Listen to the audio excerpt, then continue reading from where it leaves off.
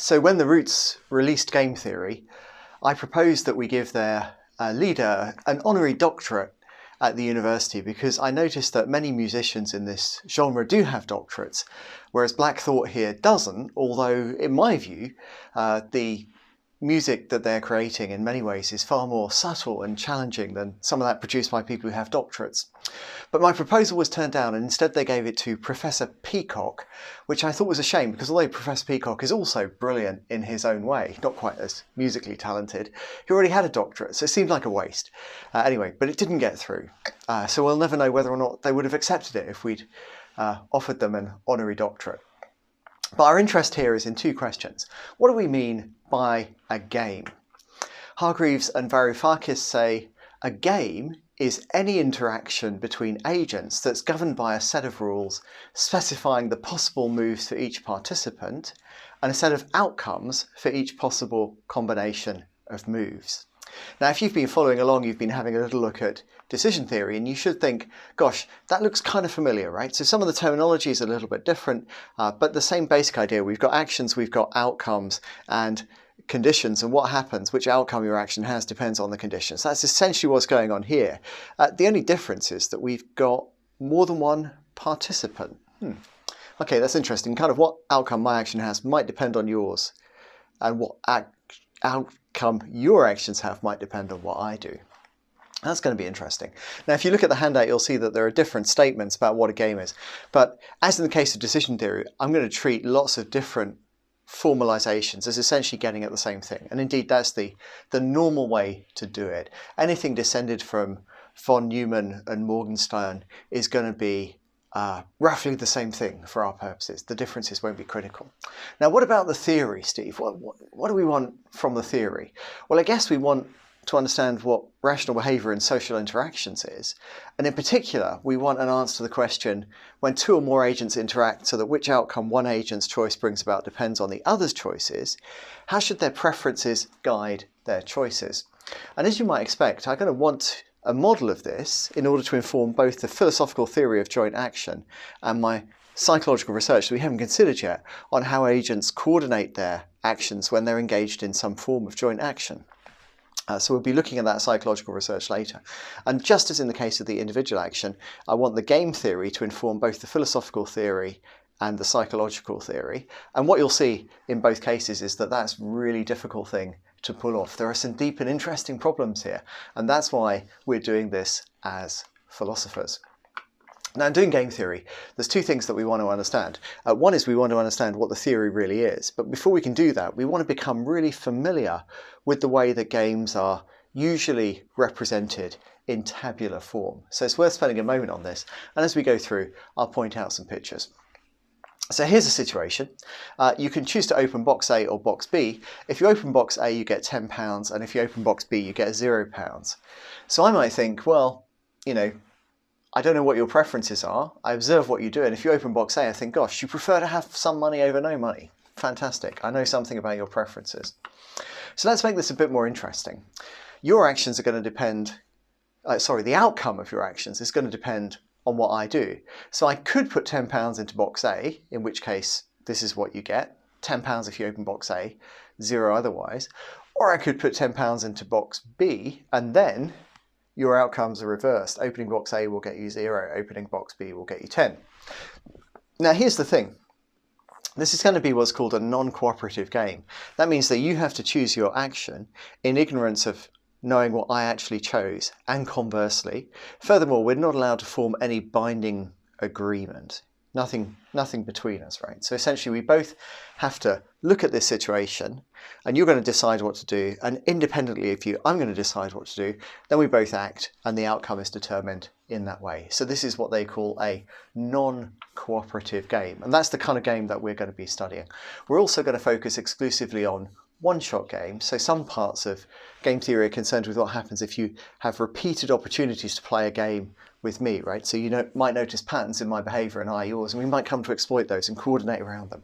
But that won't be our concern on this course. We're going to focus on the paradigm case, the most discussed case, what you usually find first in the textbooks, non-cooperative one-off games. Now at the moment this game isn't really very interesting because there's really nothing in it. There's no way that you can really particularly choose what to do. And that's really because we're tacitly assuming that I get nothing, right? So the outcome of my actions is just absolutely nothing. But imagine that we change that around a little bit. So let's suppose that if I put £10 into box A, then I'm going to get £2, right? No matter what you do. Whereas if I put it into box B, I'm going to get nothing. Now this changes the situation quite a bit. So if you think that I prefer £2 to nothing, and that I'm indifferent to the amount of money that you get, then I guess you have quite a good reason to open box A. On the other hand, you might think, actually, Steve wants me to get the £10, right? So you might think I put it in there because I care about you getting the money more than me. Or you might think, you know what, Steve really, really doesn't want me to get money, right? In fact, I'd love you to get minus £2, and I'd rather for you to lose than for me to gain, right? I'm just this vindictive, nasty person. In which case, you know, you definitely do not want to open box B, right? Is that right? I'm not sure that's right, actually. Okay, gonna have to think about that. See how I did that? It's good, isn't it? Right. So look, anyway, here's a game. Here's a game.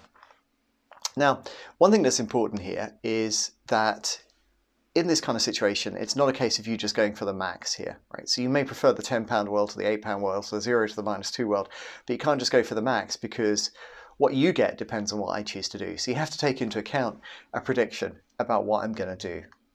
And that's typical of all of the games that we will study. So how you act has got to be a function not just of your preferences, but also your beliefs about how I will act. That's why we're really interested in the game theory scenario. The other thing to notice here, before I say that, I want to ask you a question. Now, suppose for a moment that you decide to open box A, and that is an excellent choice. So let's say that you decide to open box A. And let's also say that I'm going to give you this for free, right?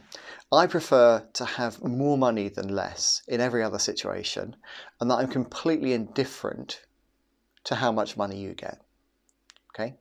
I'm also going to ask you to assume that you prefer to get more money than less anytime there's a choice between the two, and that you're also completely indifferent to how much money I get. So just bear with me. Those are going to be some background assumptions.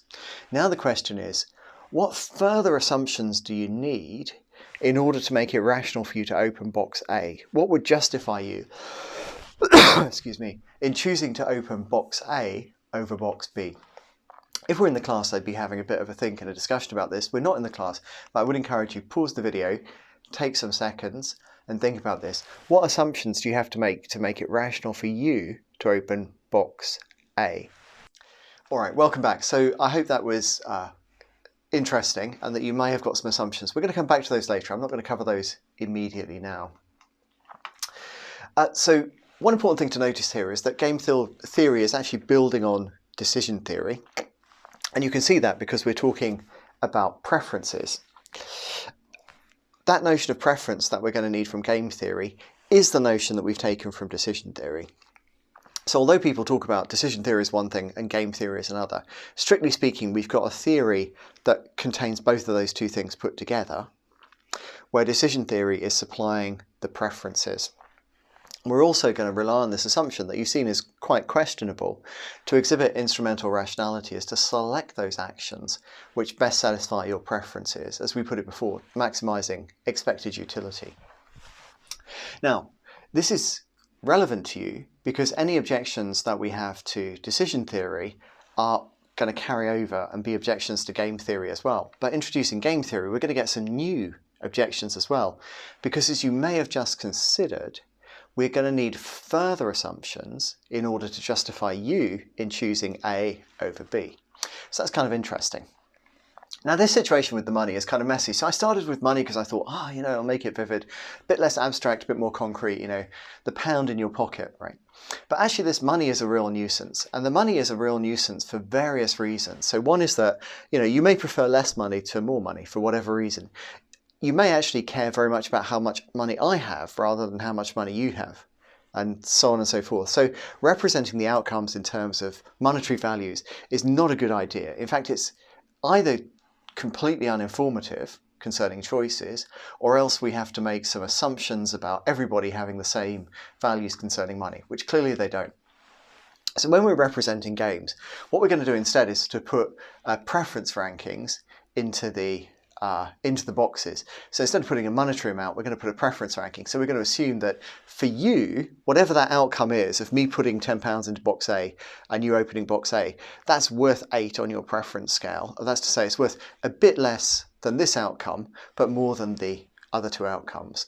And the important thing here is that we can rank the outcomes. So we're not really interested in cardinal preferences. We're just interested in what's the rank for you versus what's the rank for me. What's the best outcome that you can get?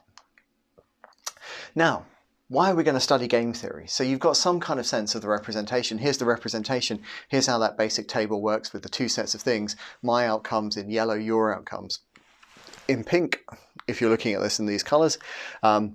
You've got some understanding of the representation, but why are we going to study game theory at all? So Ross says something which I think is interesting. Game theory is the most important and useful tool in the analyst's toolkit whenever she confronts situations in which what counts as one agent's best action for her depends on her expectations about what the other agent will do, and what counts as their best action similarly depends on expectations about her. Now, the game you've just seen is a bad game because it doesn't illustrate that at all. In fact, if you look at you, then yeah, what you get, whether it's 8 or 0, that depends on what my action, whether I've put it in A or B, and similarly here. So yes, your actions, which outcome they generate, does depend on my actions. But if we look at the converse case, if we look at my actions, you see a different pattern. In this game, if I put box B, it doesn't matter what you do, I get my less preferred outcome in both cases. Now I'm indifferent between these two. Whereas if I put, I've gone too far. Here we are. Sorry, I've gone too far. If I put £10 in box A, I get my more preferred outcome, and I'm indifferent between these two. So what you do makes no difference at all.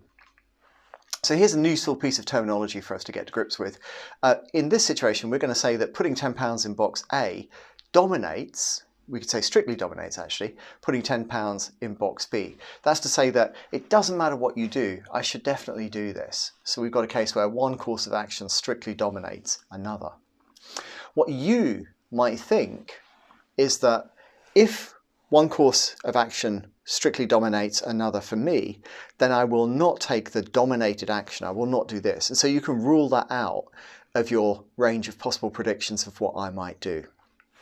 That's going to be a useful way of thinking about a certain class of games later. Any strategy of mine that's strictly dominated, strategy that's to say combination of actions, any strategy of mine that's strictly dominated will be left behind and not considered among your predictions about what I will do. And knowing that will allow us both to make predictions about what you might do.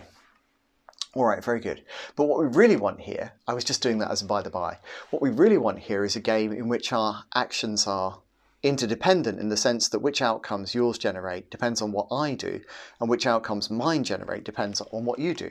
So we want to change the game here for a different game in order to fit Ross's characterization of when game theory is really useful. So here is that slightly different game. What you can see is that if we both go for the far option, we each get our most preferred outcome. If we both go for the near option, we each get our least preferred option. And if you go far and I go near, that works well for me but badly for you, and conversely this way. So you can imagine this as kind of situation where we want to sit down not too close to each other, but in a situation where we're a bit close and I'm more in the middle, that's better for me, right? And conversely. That's how you could imagine we get this kind of set of preferred outcomes. All right, good. So here's a game where what you do, which actions, start again, Steve.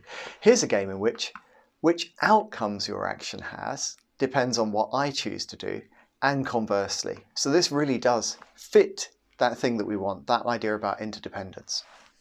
And then you might think, but look, I've told you that game theory is kind of an extension of decision theory, but why do we need any extension at all? Why don't we just rely on the decision theory? Well, how you act is a function of your preferences and your beliefs about how I will act, right? So this would be the subjective probabilities. The problem is that your beliefs about how I'm going to act is a function of your beliefs about my preferences and your beliefs about how you believe that I will act, and so on. Do you see how this kind of is going to go on here? So your subjective probabilities, your beliefs about my actions, are actually a function of what you think my preferences are and what you think I believe about how you will act. But of course, that carries on for me. And so you kind of go on and on here. You go on and on forever. So if we try to use the ordinary decision theory, it would be impossible to assign subjective probabilities in this situation because of that structure of interdependence. The brilliant insight behind game theory is that we can actually wipe out the subjective probabilities in many cases by thinking about things like dominated strategies and so on, right? So we'll come to some examples of that later. So here's what's going on. In the case of decision theory, we're just asking how do rational agents decide which of several available actions to perform. Now, one of the limits, we did quite well there, I think. One of the limits that we quickly run into, as just illustrated, is this. If which action I should perform depends on which action you should perform, and conversely, we're not going to be able to get anything out of the decision theory that we considered so far. That's why we need game theory, and game theory is going to answer the question, when two or more agents interact, so that which outcome my actions bring about depends on which action you perform, and conversely, how should my preferences guide my choices, and how should your preferences guide your choices? That's what we're going to get out of game theory. So it's kind of an extension to decision theory that allows us to deal with situations, or at least some of them, where our actions are interdependent in the sense that which outcomes they have depend on what each other decides to do.